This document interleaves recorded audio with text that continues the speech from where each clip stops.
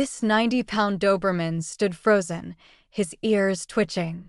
Then, a toddler stumbled towards him. What happened next shocked his parents to their core. You won't believe what this powerful guard dog did. Sarah and David watched from their patio, their hearts in their throats. Their son, Leo, barely 18 months old, was toddling across the grass. He wore a bright blue t-shirt and a diaper. His chubby legs moved with that determined, clumsy toddler gait. His wide eyes were fixed on the massive Doberman, Zeus, with pure, unadulterated delight. He giggled. That happy sound, usually a source of joy, now only amplified the tension in the air. "Zeus, heel," Sarah called out, her voice laced with nervousness. The Doberman stood like a statue.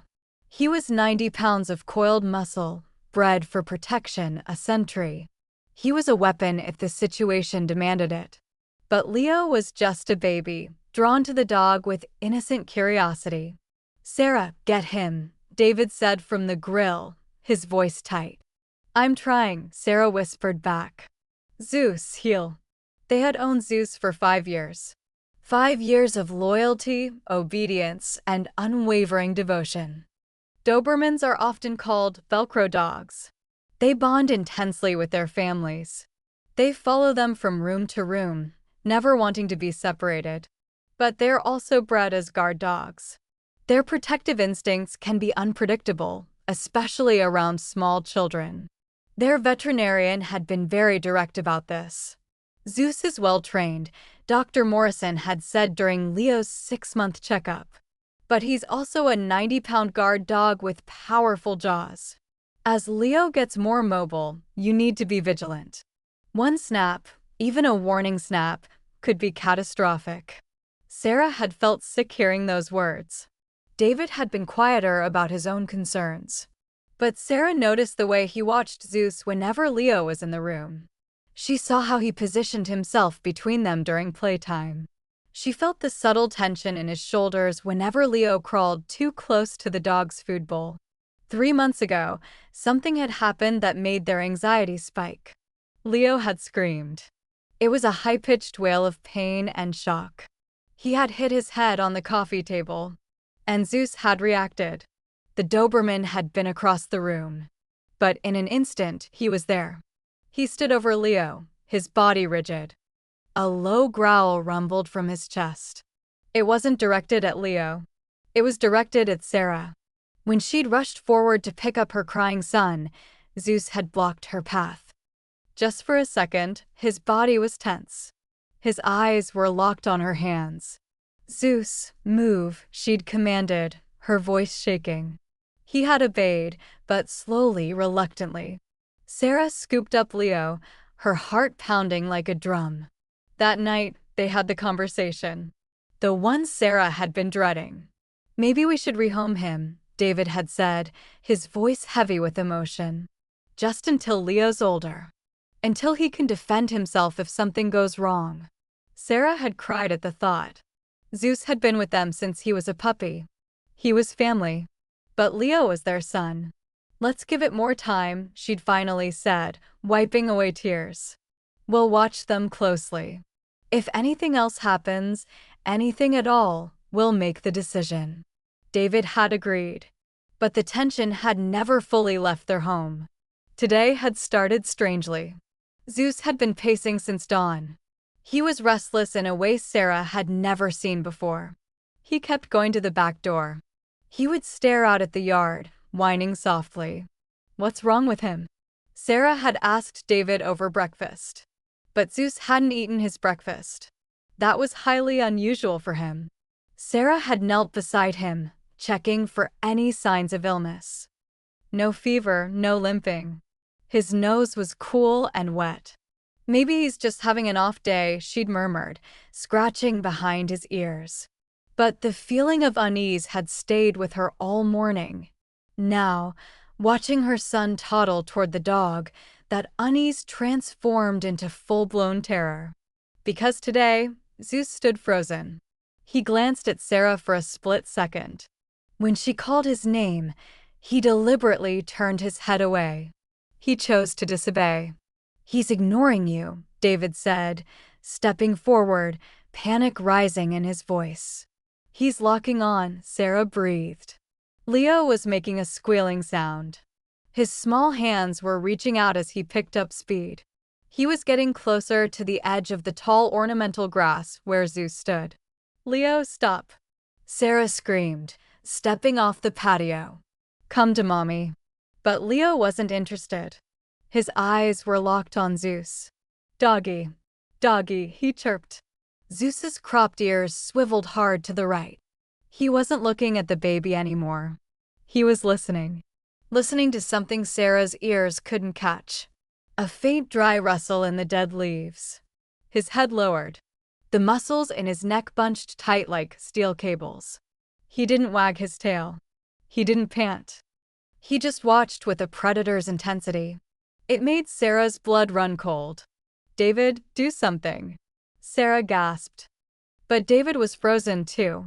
Sarah knew Zeus was a trained protector. She had seen him alert on strangers at the door.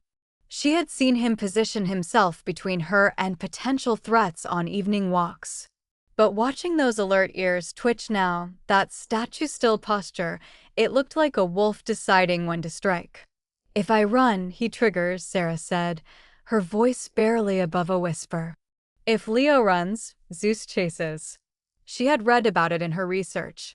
Guard dogs, especially breeds like Dobermans, have strong prey drives.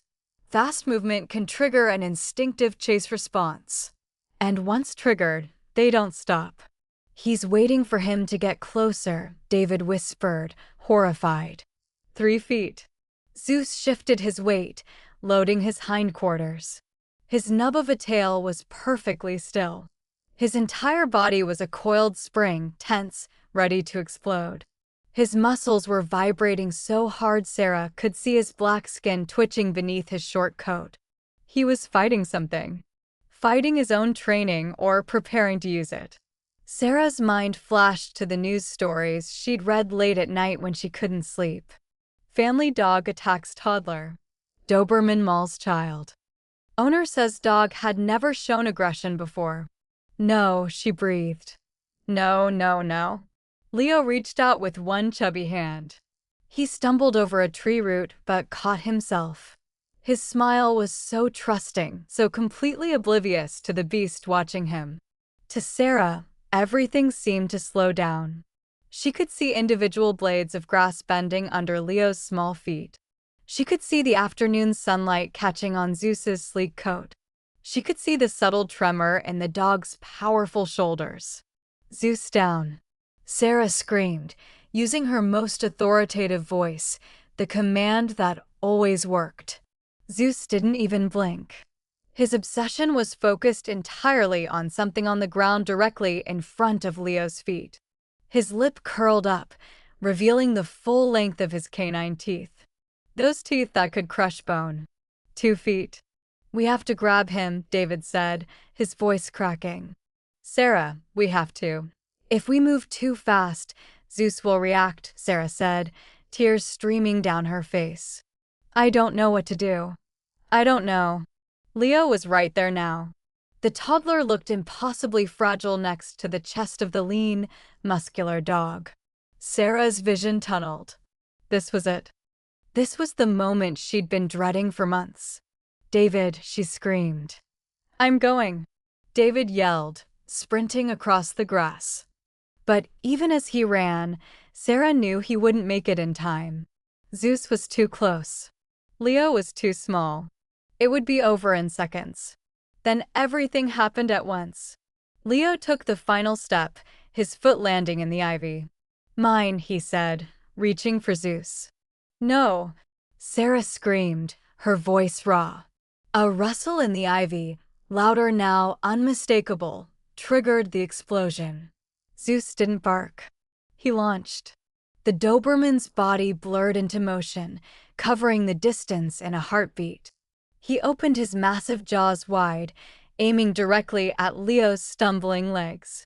It looked like a direct attack. Sarah closed her eyes, unable to watch her worst nightmare come true. Snap. The sound of jaws clapping shut was louder than a pistol shot. Leo was knocked violently backward by the dog's shoulder, landing hard on his back in the grass. For 2 seconds, nobody breathed. The world stopped.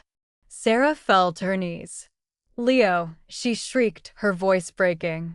David slid to a halt, grabbing Leo and yanking him into his arms, spinning away from the dog, shielding him with his own body. But Zeus didn't pursue them. He stood his ground, shaking, adrenaline coursing through his 90-pound frame. He kept his head low, pinning something to the earth with his front paws. He was growling now, a deep guttural rumble, not of aggression, but of victory. David checked Leo frantically, his hands trembling. "Is he bit?" Sarah screamed. "David, is he bit?"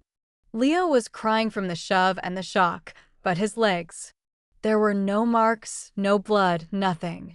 "He's fine," David breathed, disbelief flooding his voice.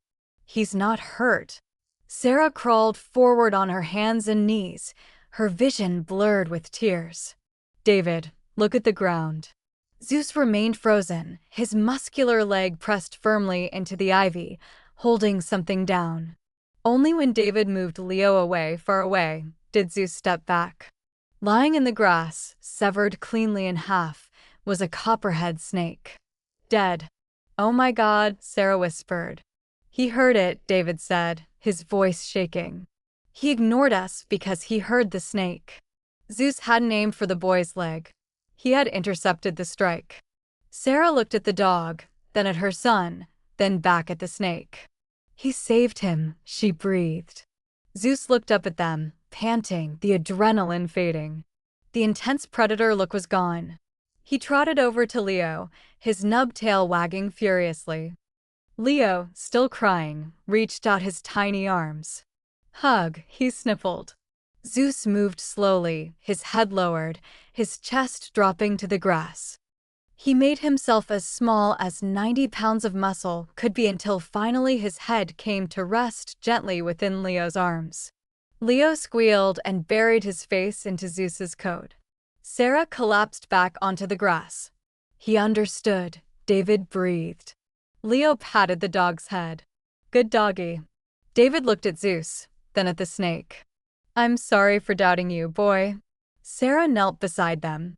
"You're his guardian, aren't you?" From that day forward, nobody in that house ever doubted who Leo's protector was. Zeus, 90 pounds of sleek muscle, alert ears, and absolute devotion. A Velcro dog who had chosen his human and would protect him with everything he had. Did you enjoy this story? Do you believe dogs are guardian angels? Yes or no? Let us know in the comments below. If you liked the story, subscribe to this channel and leave a like. Thanks so much for listening. See you in the next video.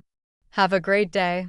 The sun was just beginning to dip below the horizon, painting the sky in hues of orange and purple, a stark contrast to the lingering fear that had settled over the backyard.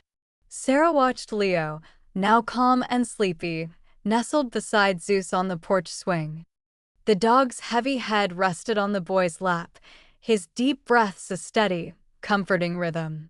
David stood by the back door, staring out at the spot where the snake had been, a profound stillness in his posture. The chirping of crickets, usually a familiar evening sound, now seemed to carry an edge of unease. "I still can't believe it," David finally said, his voice quiet. "How he just knew. How he reacted so fast." Sarah nodded, pulling a light blanket over Leo. "He's always been protective, David. You've seen it. The way he watches Leo when we're at the park, the way he barks if anyone he doesn't know gets too close." She paused, her gaze drifting to Zeus, whose ears twitched at the mention of his name. But this was different. This was instinct, pure and simple. David walked over, joining Sarah on the porch. He sat down on the steps, running a hand through his hair. "I guess I was so focused on the what-ifs. What if Leo had touched it? What if it had bitten him? That I didn't even consider that Zeus might be the one to step in." He looked at the dog, a newfound respect in his eyes. He was the one actively watching for danger, wasn't he? Not us. The following morning felt different. The air was crisp, the sun bright, but the memory of the snake was a shadow that clung to the edges of their awareness. Sarah found herself constantly glancing at Leo, her eyes scanning the grass, the flower beds, the base of the trees. David, too, was more watchful, his movements a little more deliberate as he moved around the yard. Zeus, however, seemed to have shrugged off the incident with remarkable ease. He was back to his usual playful self, chasing squirrels with renewed vigor, his tail a blur of happy motion. Yet, even in his playfulness, there was a subtle shift. He seemed to have a new purpose, a heightened sense of his role. Whenever Leo wandered off, even just to the edge of the porch, Zeus would be there, a silent shadow, his gaze steady. If a bird took flight suddenly, or a leaf rustled a little too loudly, Zeus's head would snap up, his body tensing for a split second before he relaxed. It was as if the snake had unlocked a deeper layer of his protective nature. That afternoon, Sarah decided to tackle the overgrown corner of the garden where the snake had been seen. She armed herself with gardening gloves, a trowel, and a healthy dose of apprehension. David offered to help, but Sarah shook her head. No, I need to do this. I need to feel like I'm taking back our space. Zeus, of course, was right beside her, his nose twitching as she began to clear away the thick weeds and tangled vines. She worked methodically, her movements slow and deliberate. Every rustle of leaves, every snap of a twig, made her heart jump.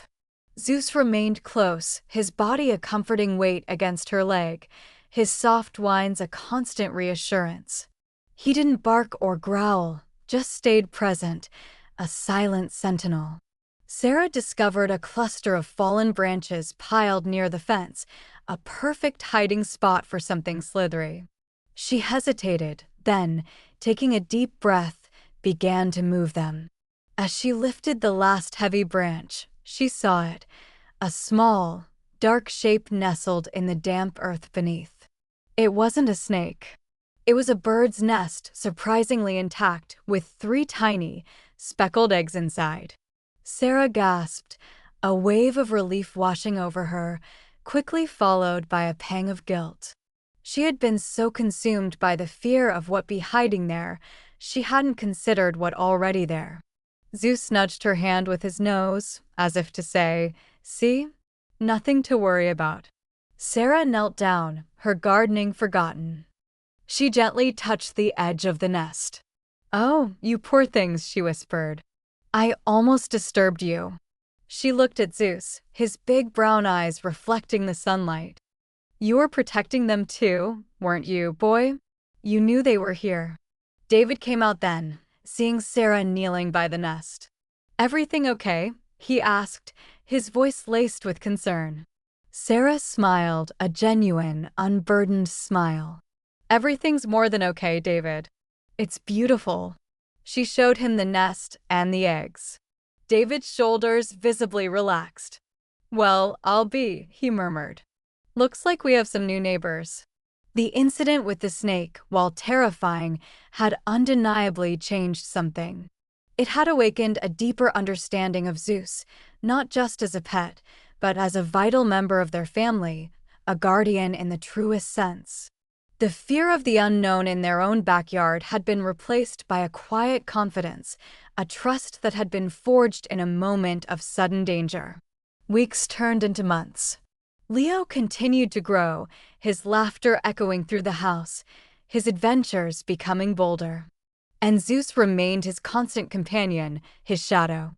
He was there for every scraped knee, every bedtime story, every whispered secret. He would lie patiently as Leo meticulously dressed him in doll clothes, his expression one of stoic acceptance, occasionally punctuated by a soft sigh. Sarah and David found themselves less anxious, their vigilance softening into a comfortable awareness. They still kept an eye out, of course, but the constant knot of worry in Sarah's stomach had loosened. They knew Zeus was on watch. His presence was a balm, a silent promise of safety. He was the furry, four-legged embodiment of peace of mind. One crisp autumn afternoon, Leo was playing with his toy truck in the yard. Zeus was dozing nearby, his ears still alert to the slightest sound. A gust of wind rustled the dry leaves, and a small object skittered across the lawn. Leo, engrossed in his game, didn't notice. But Zeus's eyes snapped open. He didn't bark, didn't growl. He simply rose, walked calmly over to Leo, and nudged the toy truck with his nose, pushing it gently away from the path of the skittering object. Sarah, watching from the kitchen window, saw the whole thing.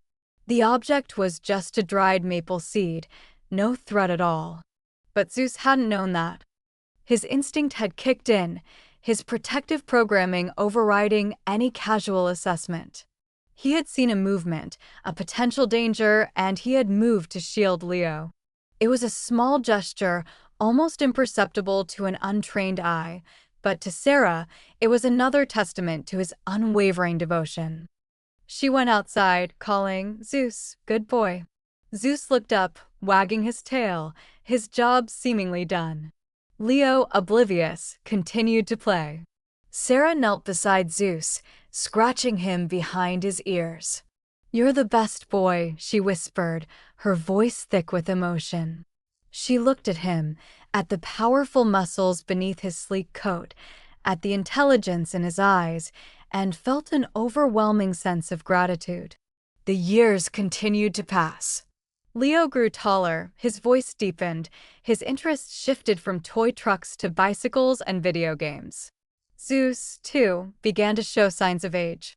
His muzzle turned a distinguished gray, his movements became a little slower, his naps a little longer. But his loyalty never wavered. He was still Leo's constant shadow, his guardian, his best friend. On Leo's 10th birthday, the family had a small party in the backyard. Friends and family gathered, laughter filled the air, and the scent of barbecue wafted through the neighborhood. Leo, surrounded by his friends, was a whirlwind of energy. Zeus lay on the cool grass under the shade of the old oak tree, his eyes half closed, but his ears still tuned to the sounds of the celebration. As the sun began to set, casting long shadows across the lawn, Leo, flushed with excitement, ran towards Zeus. "Zeus, come on, boy. Let's play," he shouted, grabbing his dog's favorite worn-out tennis ball.